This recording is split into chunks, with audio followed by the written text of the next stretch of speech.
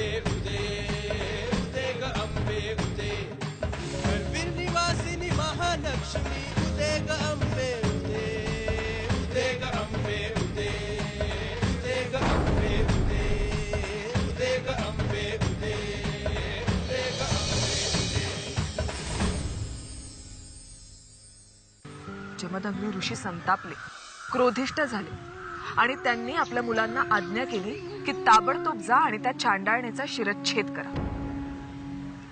मुलांनी काही ती आज्ञा ऐकली नाही, त्यामुळे जमदग्नी ऋषी पुन्हा क्रोधिष्ठ झाले आणि त्यांनी आपल्या मुलांचाच वध केला। त्यानंतर काही वेळाने परशुराम आले। त्यांनी परशुरामांनाही तीच आज्ञा केली। परशुरामांनी मात्र ती आज्ञा मान्य केली आणि आपल्या मातेचा शिरच्छेद केला। काय?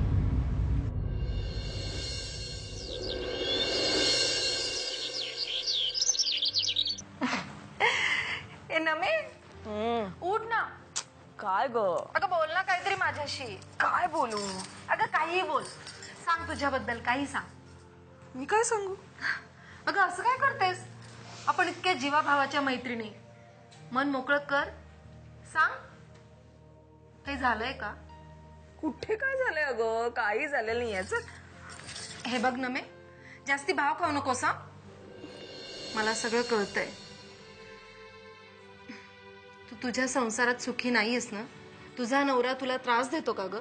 त्रास असं नाही ग, पण मला त्रास तर होतोय। नाही म्हणजे नवरा फक्त घरात बसून राहतो, काम धंदा काहीच करत नाही। नाही म्हणजे घर सुद्धा मीच चालवायचं, घरासाठी पैसे मीच कमवायचे, नोकरी मीच करायची, आणि हा फक्त घरात बसून मोठ्या मोठ्या बाता मारत राहणार, काम धंदा काहीच करणार नाही। काय काय करावं ना मला काहीच कळत नाहीये। नमू, आमच्या सप्तशृंगी देवीची एक आख्यायिका आहे। तिथे एक महिषासूर नावाचा राक्षस होता। तो खूप माजला होता। त्याचा वध करण्यासाठी देवीनं अक्राळ विक्राळ रूप धारण केलं। तो महिषासूर एका रेड्याच्या शरीरामध्ये राहत होता आणि देवीला हे कळलं, तेव्हा देवीनं ते रेड्याचं शीर उडवून लावलं आणि त्या क्षणी त्या रेड्याच्या शरीरामधून तो महिषासूर इतक्या तीव्र गतीने निघाला की त्या डोंगराला मोठं बगदाड पडलं आणि त्यावेळी देवीचं आणि त्या महिषासुराचं घनघोर युद्ध झालं आणि देवीनं त्या महिषासुराचा सर्वनाश केला। मग ए, तुझं मन रिझवण्यासाठी नाही सांगते तुला मी ही कथा, त्याचा अर्थ समजून घे। महिष म्हणजे रेडा आणि महिषासूर म्हणजे माणसामधली आळशी वृत्ती। कळतंय तुला? म्हणजे याचा अर्थ काय झाला? तुझा नवरा देखील तो महिषासूरच आहे। अगं या महिषासुराचा इगो दुखवला ना की तो त्या डोंगराला देखील बगदाड पाडू शकतो। बघितलंस ना? आपल्यालाही एकजूट होऊन या महिषासुराचा वध करायला हवा।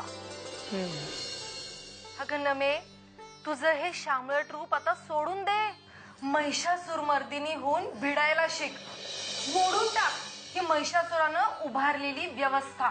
मिताली, एक मिनिट, काय भरवतेस तिच्या मनात? का? काय चुकीचं बोलते मी? हे बघ, चुकीचं बोलतीयस असं नाही म्हणते मी, पण अर्धवट बोलतीयस। महिषासुराचा सर्वनाश व्हायलाच हवा आणि तो स्त्रीने म्हणजे आदिशक्तीनेच करायला हवा, पण ही पद्धत नाहीये ग। म्हणजे व्यवस्था मोडली म्हणजे सगळं काही झालं असं वाटतंय तुला? मोडणं खूप सोपं असतं, पण कष्टाने उभं करणं खूप कठीण। आणि स्त्रीने तर नवनिर्मिती करावी, ती सृजन करते, हे आव्हान स्त्रीनेच पेलावं। अगं हो, तुझं म्हणणं अगदी खरंय, पण त्यासाठीच तर जिंकतेय ना मी। मग मी कुठे कमी पडतेय? नमे, असं नाही म्हणायचंय मला। तू जिंकतेयस, धावतेयस, पण दिशाहीन। म्हणूनच सांगते, आदिशक्तीवर विश्वास ठेव आणि तिची दिशा धर, सगळं काही ठीक होईल।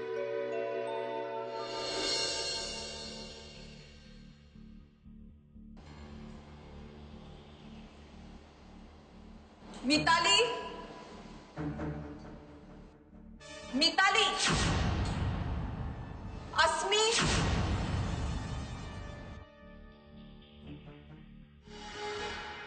काय ग, काय झालं? मी इथे इथे केव्हापासून कोकलतीये आणि तुम्ही लागल्यात त्या महाराणीच्या सेवेत. अगं रुचा, अशी काय करतेस? ती आपली मैत्रीण आहे आणि तसंही ती प्रॉब्लेम मध्ये असताना. हो, प्रॉब्लेम मध्ये असताना. For your kind information, problem सगळ्यांना असतात बरं का. फक्त काही जणींना ना त्याचा इश्यू करून सहानुभूती मिळवायची असते बस. नाही रुचा, तसं नाहीये. ती बरंच झेलते. गाढव सुद्धा झेलत है ना. मिताली, तिला कळायला हवं की तिचं हित कशात आहे.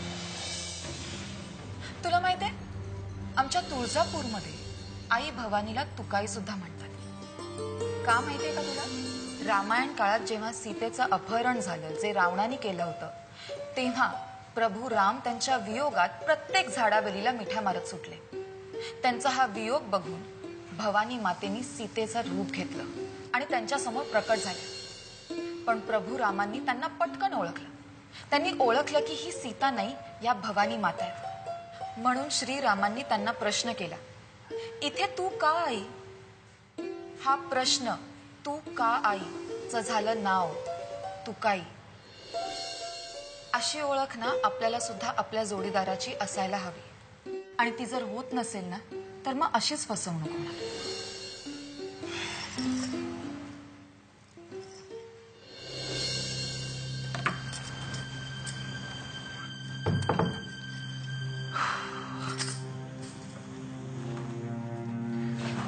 कॉफी घे, बरं वाटेल. थँक्यू. अस्मी, मला ना खरंच कळत नाहीये काय करावं. मी तुला म्हणाले ना मी, महालक्ष्मीवर विश्वास ठेव, सगळं काही ठीक होईल. आणि कसं असतं ना नमू, आपण ना फक्त जगाचा विचार करतो आणि त्या जगामधले दोष शोधण्याचा प्रयत्न करतो आणि त्या दोषासकट संपूर्ण जगाचं ओझं आपल्या मनावर घेतो. मला काय वाटतं माहितीये, आपण असे जगाचे दोष शोधण्यापेक्षा ना स्वतःमधले गुण शोधावेत. तीच आपल्या विकासाची पहिली पायरी असते. एक मिनिट अस्मी, म्हणजे तुला नेमकं काय म्हणायचंय? मी काय माझ्या नवऱ्याचे फक्त दोष शोधत असते का? कम ऑन, असं म्हणाले का मी? काहीतरी असतं तुझं. पण मला एक सांग, तू स्वतःकडे किती लक्ष देतेस? आता बोल ना. आणि नमो, मी ज्या आदिशक्तीविषयी बोलतेय ती शक्ती आपल्यातच असते ग, आतमध्ये दडलेली.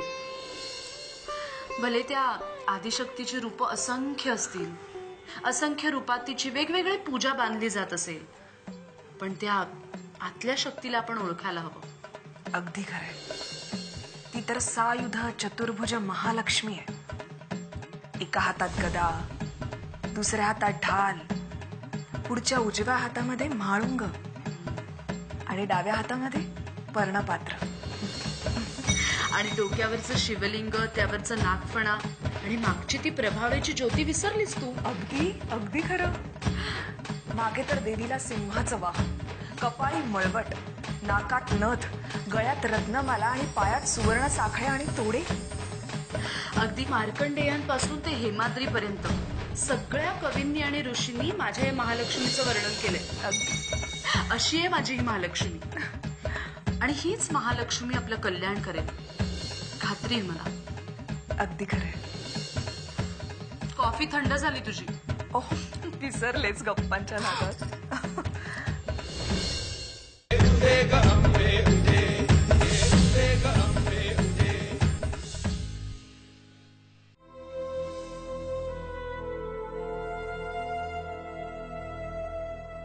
काय ग, कसला विचार करतेस?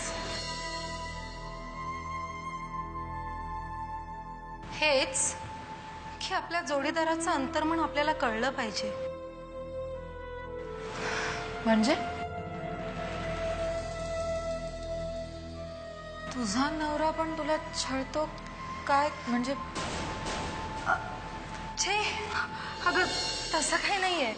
अगं माझा असा कुठला प्रॉब्लेम नाहीये, सगळं ठीक आहे. एक गोष्ट मात्र आहे, काही घटना, काही व्यक्ती खरोखरच अतर्क्यच करतात. म्हणजे बघ ना, सप्तशृंगी देवीच्या पायथ्यापासून मंदिरापर्यंत जायला पायऱ्या आहेत, पण त्या मंदिरापासून शिखरापर्यंत जायला पायऱ्या नाहीत, किंबहुना तसा रस्ताही नाही. आणि डोंगर माथ्यावर तिथे एक पांढरा खांब रोवलाय. त्या खांबावर दरवर्षी चैत्र पौर्णिमेला ध्वज रोवला जातो. अगं पण या सगळ्यात विशेष काय आहे? अगं दिवसा तिथे गेलं ना तरी प्राणांशी खेळ, आणि त्यात रात्रीच्या काळ्या कुट्ट अंधारामध्ये तो ध्वज रोवला जातो. बटूगावच्या पाटलांची मुलं वंश परंपरेने तो ध्वज तिथे रोवतात.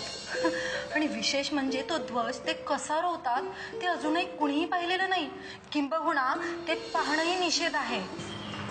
शेवटी काय, श्रद्धाच माणसाला बळ देते. मुकम करोती वाचालम पंगुम लंघयते गिरीम. म्हणतात ना, श्रद्धा असेल तर कोणतीही गोष्ट खूप सोपी होऊन जाते.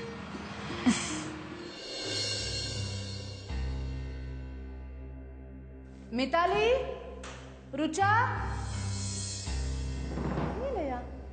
रुचा.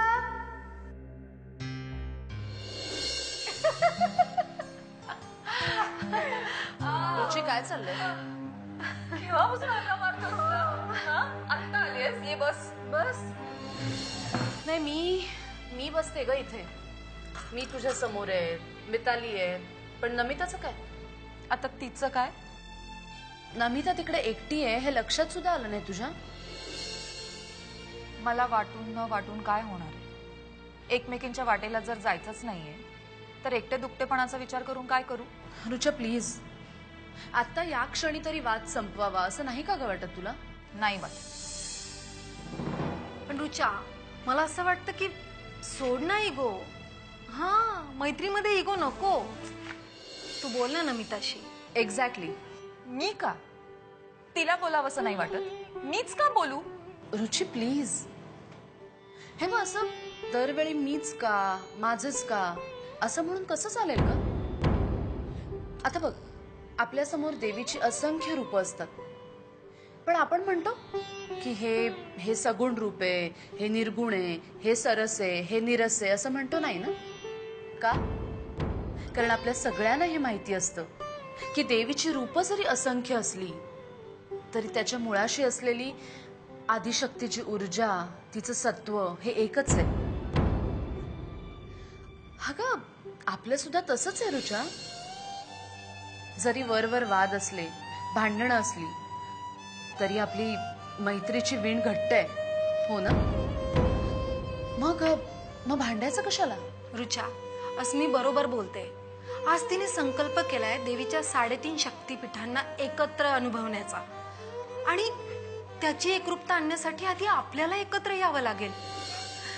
आणि मला असं वाटतं कदाचित हेच अस्मीचं उद्दिष्ट असेल.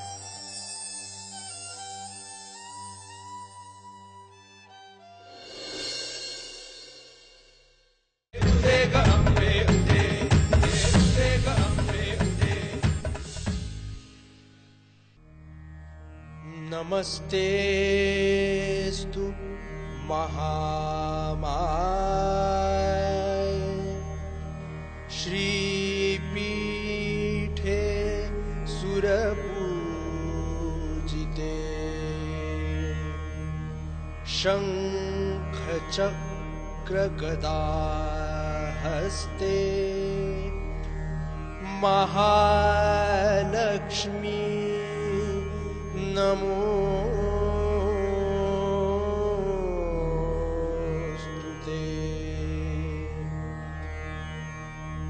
नमस्ते गरुडारूढे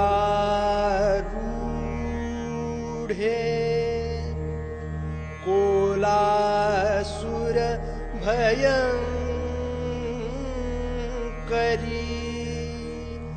कौमारी वैष्णवी ब्राह्मी महालक्ष्मी नमोस्तुते.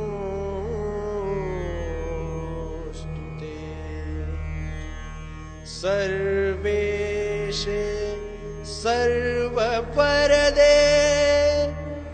सर्वदुःख विनाशिने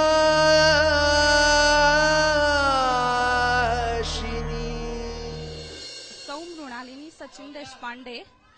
सर्व मंगल मांगल्ये शिवे सर्वार्थ साधिके शरण्ये त्र्यंबके गौरी नारायणी नमोस्तुते. आजची पूजा शैलपुत्री माता अशी आहे.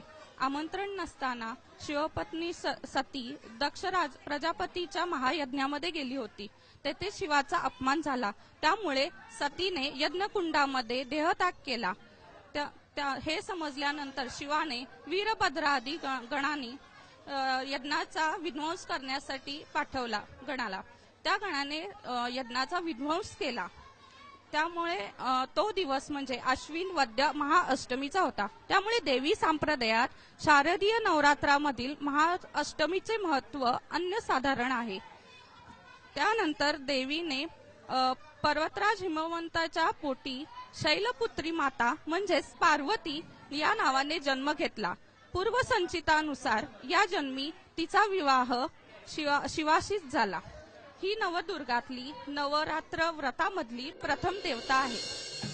उदे ग अंबे उदे, उदे ग अंबे उदे, उदे ग अंबे उदे, उदे ग अंबे उदे. करवीर निवासिनी महालक्ष्मी उदे ग अंबे उदे, उदे ग अंबे उदे, उदे ग अंबे उदे, उदे ग अंबे उदे, उदे ग अंबे उदे.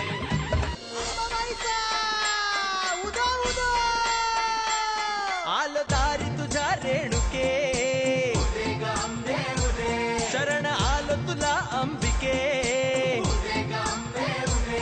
सर्व मंगल हो मांगल्ये, उदे ग अंबे उदे. आई भवानी तू जगदंबे, उदे ग अंबे उदे. कडाडील चौघडे निसंबळ तुझ्यासाठीच मांडू गोंधळ, उदे ग अंबे उदे, उदे ग अंबे उदे. सुख करता दुःख हरता वार्ता विघ्नाची, नुरवी पूर्वी प्रेम कृपा दयाची. सर्वांगे सुंदर उठशेंदुराची, कंठे दळके माळ मुक्ता फळाची. जय देव जय मंगल मूर्ती. दर्शन मात्रे मन कामना पुरती. जय देव रत्न खचित परा तुझ गौरी कुमरा. चंदनाची ओटी कुमकुम केशरा. हिरे जडित मुकुट शोभे तो बरा.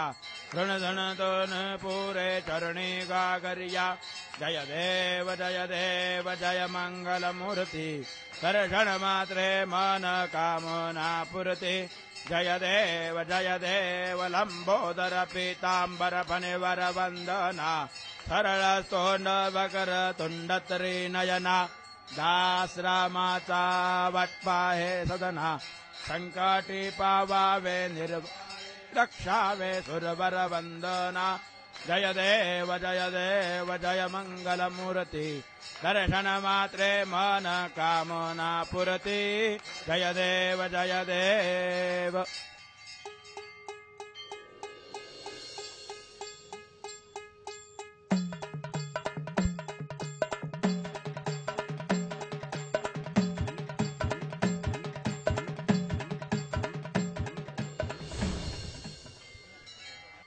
दुर्गे दुर्गट भारी तुझ विन संसारी. अनाथनाथे अंबे करुणा विस्तारी.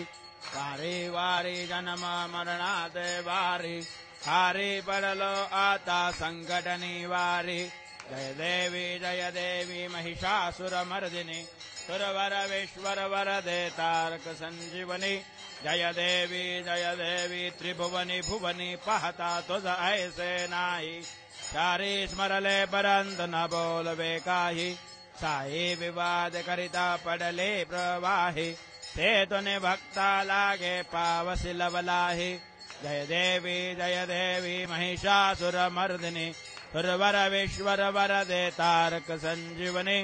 जय देवी प्रसन्न वदने प्रसन्न होसी निजदाशा. क्लेशापासून सोडवे तोडी भवपाशा. अंबे तुझ वाचून कोण पुरविल आशा. नरहरि तल्यन झाला पद पंकजलेशा. जय देवी महिषासुरमर्दिनी. सुरवर विश्वर वरदे जय देवी जय देवी. स्टार रिफाइंड ऑइल प्रस्तुत आई अंबाबाई या मालिकेतील आजचा प्रश्न आहे, तुळजाभवानीस तुकाई हे नाव का पडलं? ए. श्रीरामांनी तिला तू का आई अशी हाक दिली म्हणून. बी. भक्तांनी तुकाई नाव दिलं म्हणून. सी. संत तुकारामांनी तिला आई म्हटलं म्हणून. या मालिकेत विचारल्या जाणाऱ्या प्रश्नांची उत्तरं एकाच पोस्टकार्डवर लिहून शनिवार दिनांक 22 ऑक्टोबर 2016 पर्यंत आमच्याकडे पाठवा. त्यासाठी आमचा पत्ता साम टीव्ही, सकाळ, पोस्ट बॉक्स नंबर 814, कोल्हापूर 416008. तसंच तुम्ही तुमची उत्तरं आम्हाला SMS द्वारे सुद्धा पाठवू शकता. त्यासाठी टाईप करा AAI स्पेस तुमचा योग्य पर्याय ABC किंवा D स्पेस तुमचं नाव आणि तुमचा पत्ता आणि पाठवा 9902099020 या क्रमांकावर. पत्राद्वारे किंवा SMS द्वारे 10 प्रश्नांची उत्तरं अचूक देणाऱ्या पहिल्या 5 भाग्यवान महाविजेत्यांना मिळणार आहे श्री महालक्ष्मीची भव्य 3 डायमेन्शनल प्रतिमा आणि महालक्ष्मी मंदिरात अभिषेकाची संधी.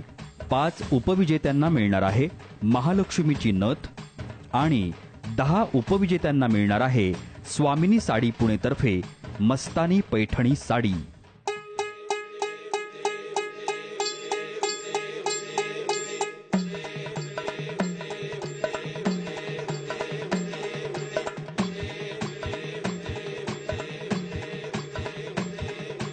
उदे ग अंबे उदे, उदे ग अंबे उदे. करवीर निवासिनी महालक्ष्मी उदे ग अंबे